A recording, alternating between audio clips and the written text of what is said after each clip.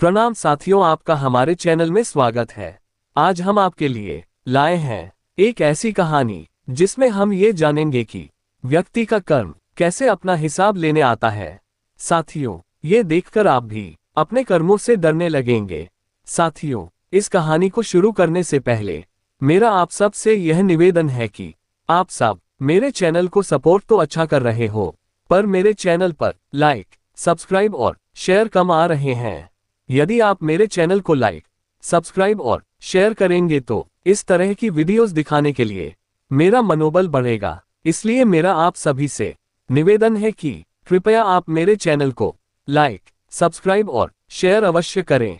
तो चलिए शुरू करते हैं आज की यह कहानी। साथियों, बहुत समय पहले की बात है। एक गांव में एक किसान रहता था। उसके परिवार में उसकी पत्नी और उसका एक लड़का था। कुछ सालों के बाद उस किसान की पत्नी की मृत्यु एक दुर्घटना में हो गई और उस समय लड़के की उम्र मात्र 10 साल थी। और इस घटना के कुछ सालों बाद उस किसान ने दूसरी शादी कर ली और 1 साल बाद उस किसान की दूसरी पत्नी से भी किसान को एक पुत्र प्राप्त हुआ। किसान की दूसरी पत्नी की भी कुछ समय बाद किसी कारणवश मृत्यु हो गई। किसान का बड़ा बेटा जो पहली पत्नी से प्राप्त हुआ था, जब शादी के योग्य हुआ तब किसान ने बड़े बेटे की शादी बड़ी धूमधाम से कर दी।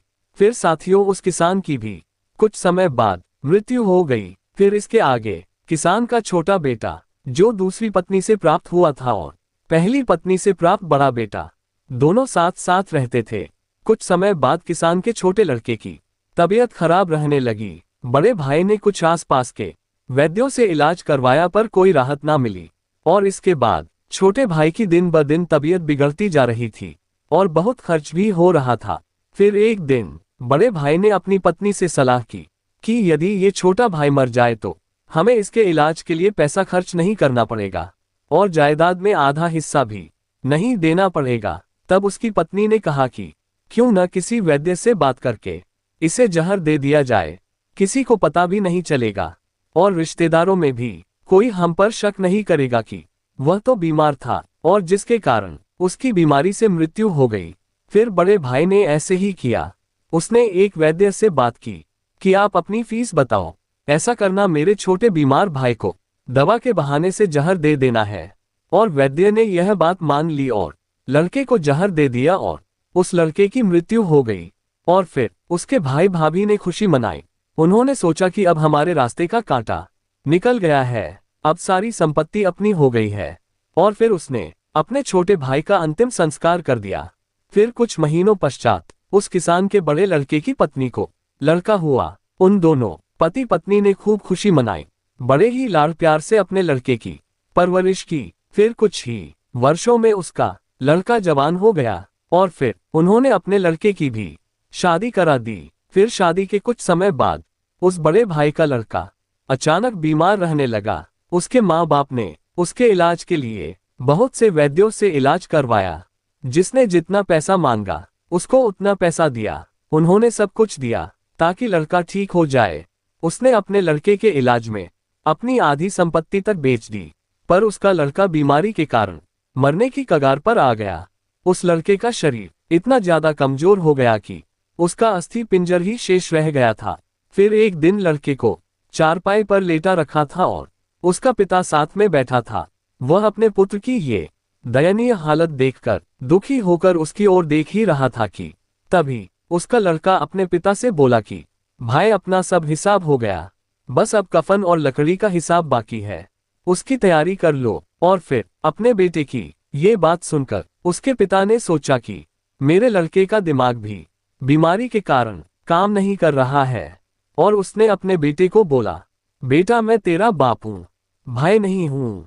तब लड़का बोला, मैं आपका वही भाई हूँ जो आपने जहर खिलाकर मरवाया था और जिस संपत्ति के लिए आपने मुझे मरवाया था, अब वो मेरे इलाज के लिए आधी बिक चुकी है, आपकी ही शेष है, हमारा हिसाब तो हो गया। ये सुनकर उसका पिता फूट फूट कर रोते हुए बोला कि मेरा तो कुल ही नाश हो गया, जो मैंने किया मेरे आगे आ ही गया। और वो आगे बोला, पर तेरी पत्नी का क्या दोष है जो इस बेचारी को जिंदा जलाया जाएगा। साथियों, उस समय सती प्रथा थी, जिसमें पति के मरने के बाद पत्नी को पति की चिता के साथ जला दिया जाता था। तब वो लड़का बोला कि वो वैद्य कहाँ है जिसने मुझे जहर खिलाया था। तब उसके पिता ने कहा कि आपकी मृत्यु के 3 साल बाद वो भी मर गया था। तब लड़के ने कहा कि ये वही दुष्ट वैद्य आज मेरी पत्नी रूप में है, मेरे मरने पर इसे जिंदा जलाया जाएगा। साथियों, हमारा जीवन जो उतार चढ़ाव से भरा है, इसके पीछे हमारे अपने ही कर्म होते हैं। हम जैसा बोएंगे वैसा ही हमें काटना पड़ेगा। साथियों, अंत में मैं यही कहना चाहूंगा कि कर्म करो तो फल मिलता है, आज नहीं तो कल मिलता है।